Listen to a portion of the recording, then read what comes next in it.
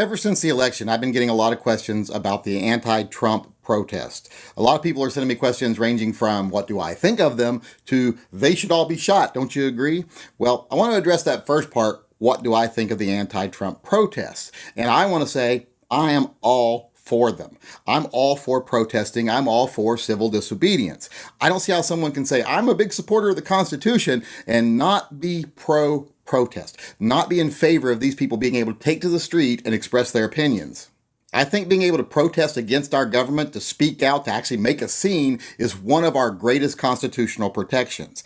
And you cannot be a hypocrite and say, I support the Constitution, but I don't support these people. If you do that, like I say, you are a hypocrite, and you don't want to be a hypocrite. I don't want to be a hypocrite. Who does want to be a hypocrite?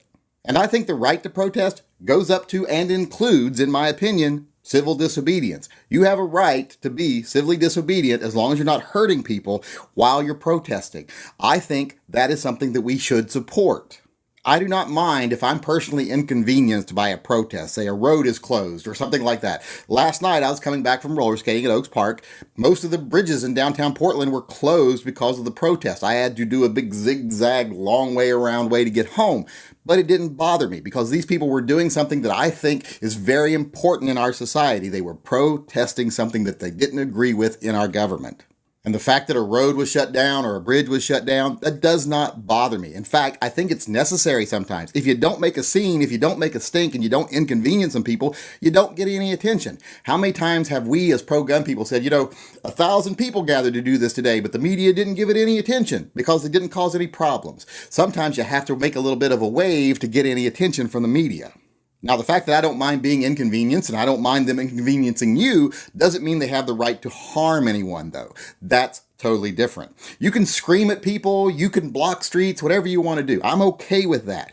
But as soon as you lay hands on someone, you're in the wrong. You're now a criminal. You're not a protester, you're a criminal.